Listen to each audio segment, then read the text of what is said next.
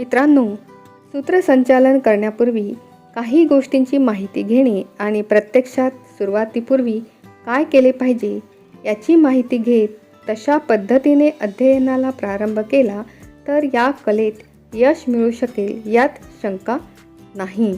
तर मित्रांनो, आजच्या व्हिडिओमध्ये आपण बघणार आहोत उत्कृष्ट सूत्रसंचालनासाठी काय पूर्वतयारी करावी लागते. त्यासाठीच्या काही महत्त्वपूर्ण पायऱ्या आपण बघूया. पहिली पायरी, स्वतःला नेहमी अपडेट ठेवा. सूत्रसंचालन हा विषय तसा सोपा आहे. यासाठी सगळ्यात महत्त्वाची बाब म्हणजे तुमचा आत्मविश्वास. मुळामध्ये सूत्रसंचालनकर्त्याला केवळ 1-2 विषयांचा अभ्यास करून चालण्यासारखे नाही, तर त्याचा वाचनाचा व्यासंगत दांडगा हवा. चौकस आणि चौफेर दृष्टिकोन बाळगणे अधिक महत्त्वाचे आहे. स्वतःचं ज्ञान, माहिती सातत्यानं अपडेट ठेवणं जितकं गरजेचं आहे, तितकंच त्या माहितीचा उपयोग किती समर्पकरित्या करता येईल हे बघणंही महत्त्वाचं ठरतं. दुसरी पायरी, अधिक वाचन करा. सूत्रसंचालन करताना कोणत्या गोष्टींची गरज लागते? सर्वप्रथम तर भान असणं महत्त्वाचं आहे. प्रसंगावधान हा शब्द जाणीवपूर्वक लक्षात ठेवून त्या शब्दाला सार्थ करणारी कृती, संवाद तुम्हाला साधता येणं अतिशय योग्य ठरतं. केवळ वचने, सुभाषित पाठ करून तुम्ही तयार होणार नाही, तर आधी वाचनाची तुम्हाला सवय लावावी लागेल. वाचन मग ते कोणतंही असो. रोजचं वर्तमानपत्र हा सर्वात मोठा स्रोत आहे, हे ध्यानात ठेवा. त्याच्यावर शक्य तेवढा भर देणे हितावह. विशेषतः या वाचनातून तुम्हाला ताजे संदर्भ सापडू शकतात. प्रसंगनिष्ठ विनोद, शाब्दिक विनोद यांचा वापर या संदर्भामुळे करता येऊ शकतो आणि यातनंच तो आपल्याला सापडू शकतो. पुढची पायरी, वाचन कसे करावे? एखादा योगायोग टिपता आला पाहिजे, यासाठी वाचनाचा खूप मोठा व्यासंग आपल्याजवळ असायला पाहिजे. यातून वर्तमानपत्रातील घडामोडीही कळतात, शिवाय आपले शब्द भांडारही वाढतात. प्रासंगिक विनोद, शाब्दिक विनोद तुमचा हजरजबाबीपणा, डोळसपणाचा आविष्कार असतो, हे ध्यानी ठेवून वाचन करा. समाजातील व्यंग शोधा, पण शारीरिक व्यंगावर टीका करणे मात्र टाळा. वर्तमानपत्रातील आपल्याला महत्त्वाच्या वाटणाऱ्या विषयांवरील टिपणे काढून ठेवावीत. त्यातही राजकीय, सामाजिक या विषयावर कधीकधी आपल्याला भर द्यावा लागतो, जेणेकरून याचा उपयोग आपल्याला संचालन करताना होईल. वर्तमानपत्राशिवाय विविध कादंबऱ्या, काव्य, ललित आदी साहित्यांचं वाचन आवर्जून वाढवलं पाहिजे. त्यातही नोट्स काढणं गरजेचं असतं. आत्मचरित्र, चरित्र यावर प्रामुख्याने भर दिला तर अधिक चांगले. चरित्रे छोट्या छोट्या पुस्तकाच्या स्वरूपात असतात तर ते सुद्धा चालेल. गाजलेल्या कादंबऱ्या, कविता संग्रह यांचाही समावेश वाचनात हवाच. अगदी ठरवून नियमित वेळात, काळात ही पुस्तकं आपण नक्कीच वाचली पाहिजे. त्यातील टिपणं काढून जमल्यास आपली मतंही कोपऱ्यात लिहून ठेवली पाहिजे. विषयवार, वर्गवार टाचण करून त्याची फायलिंग केल्यास प्रत्यक्ष संदर्भ शोधताना त्याचा मोठा उपयोग होईल. जेवढं वाचन तेवढं चिंतनही जमलं पाहिजे.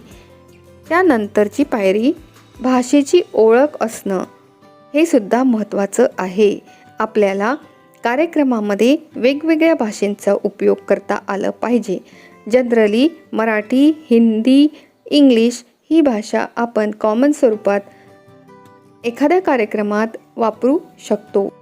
त्यानंतरची पायरी, कविता शायरीचा संदर्भासाठी उपयोग असणं महत्त्वाचं आहे. कविता शायरी वाचतानाच त्याची वर्गवारी निश्चित करून त्या विभागात त्यांना स्थान द्यावे लागते किंवा शेरोशायरीची स्वतंत्र वही करून ती ठेवावी. त्याचबरोबर वहीमध्ये ठिकठिकाणी त्या शेऱ्याचा संदर्भ कुठे कशासाठी वापरता येईल याची नोंदसुद्धा करावी लागेल. मात्र सूत्रसंचालन करताना संदर्भ असेल तरच त्याचा उपयोग करावा. अन्यथा आपलं निवेदन काव्यबंबाळ होऊन श्रोत्यांनासुद्धा त्याचा कंटाळा येईल. तेव्हा प्रथमतः निवेदक म्हणून काव्य वापरणे अविभाज्य असते हे मनातून काढून टाका. त्यानंतरची पायरी भाषेचा अभ्यास. भाषेचा अभ्यास वाचन प्रसंगी भाषेची जी ओळख होते, शब्द नवनवीन पद्धतीने सामोरे येतात, मात्र ही अर्धीच ओळख ठरते. पूर्ण ओळख ती भाषा वापरताना होते. भाषा हे तुमचे साधन आहे, तर तिचा वापर करणे ही तुमची साधना. भाषेची ओळख करून घेताना तिचे व्याकरणसुद्धा समजून घेतले पाहिजे. व्याकरण समजून घेणे म्हणजे या ठिकाणी व्याकरणाचे सविस्तर स्वरूप असा अर्थ होत नाही, तर व्याकरणाचा ढोबळमानाने अभ्यास करून विशेषतः काळभेद, लिंगभेद याचा अभ्याससुद्धा आपल्याला असायला हवा. त्यानंतरची पायरी संवाद शैली असायला पाहिजे. सूत्रसंचालनात आणखी एक महत्त्वाचं साधन असतं, ते म्हणजे संवाद शैली. तुम्ही भाषा कोणती वापरता यापेक्षाही तुमची शैली महत्त्वाची ठरते. तुम्ही तुमचं म्हणणं, तुमचे विचार, बोलणं किती प्रभावीरित्या श्रोते आणि प्रेक्षकांसमोर ठेवता हे देखील महत्त्वाचं आहे. संवाद शैली ही विकसित करता येते. त्यातही तुम्हाला साधेल खुलेल अशी शैली तुम्ही आत्मसात करू शकता.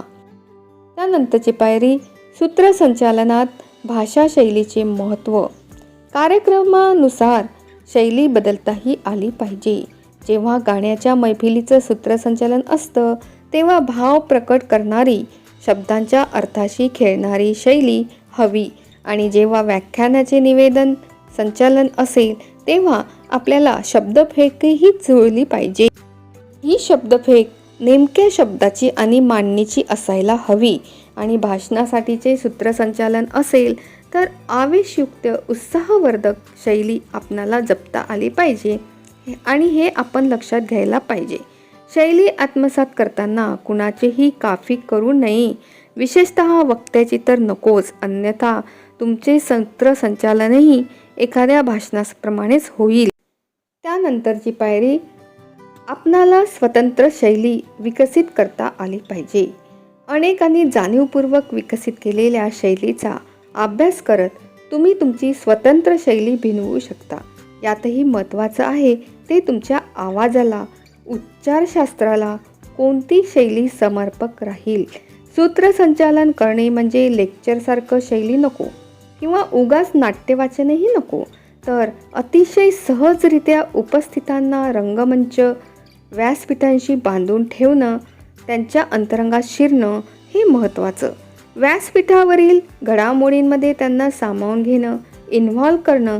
हे करताना तुम्ही शैली कोणतीही वापरा, काही पथ्य ज्ञानी घ्या. तुमची शब्दपेक सहज आणि उमजणारी. अकारण शेवटच्या शब्दाला लांबवून बोलणे किंवा तो तोंडातच पुटपुटणे हे महत्त्वाचं नाही. तुमचे शब्द भावनेसह उपस्थितांपर्यंत पोहोचले पाहिजे. अकारण हावभाव टाळून नेमकेपणा साधता आला पाहिजे. आवाजाच्या पातळीत फारही चढउतार होणार नाहीत हे ध्यानात घेतले पाहिजे. त्यानंतरची पायरी समयसूचकता. समयसूचकता हा सूत्रसंचालक हा हजरजबाबी असला पाहिजे. त्याची समयसूचकता आणि उत्स्फूर्तता सजग असायला हवी. अर्थात समयसूचकता ही प्रारंभीच अंगात रुजवता येईलही, पण हजरजबाबीपणा आणि उत्स्फूर्तता हा सरावाचा भाग आहे. पण एक महत्त्वाचं लक्षात ठेवा की निवेदकाला हॉल सभागृहाच्या कानाकोपऱ्यापर्यंत नजर ठेवता आली पाहिजे. तो समोरच्याशी बोलत असला तरी मधून कान मात्र व्यासपीठावरही पाहिजेत. सर्व हालचाली त्याला टिपता येणं गरजेचं आहे. नाहीतर तो साचेबद्ध बोलतोय, पुढचा कार्यक्रम सांगतोय आणि व्यासपीठावर विंगेतून कुणीतरी खुणावतं की कार्यक्रमात बदल आहे. अशा वेळी हसा होण्याची शक्यता आहे किंवा कधी प्रेक्षकातून कुणी टॉन्टिंग केलं की तो गांगरून जाण्याची शक्यता आहे. सकारात्मक दृष्टिकोन ठेवा, तुम्ही यशस्वी होणार. हा सर्वांगीण मंत्र इथेही कामाला येतो. मात्र कोणत्याही टॉन्टिंगला उत्तर देताना त्यात शक्यतो शाब्दिक मिश्किल भाव हवे, जहरी वक्तव्य नको. म्हणजे कार्यक्रमाची रंगत वाढेल, वातावरण हलके होईल. जाणीवपूर्वक जहरी वक्तव्याने वातावरण उगाच तणावयुक्त, कलुषित होण्याची भीती असते. असे करणे टाळले पाहिजे.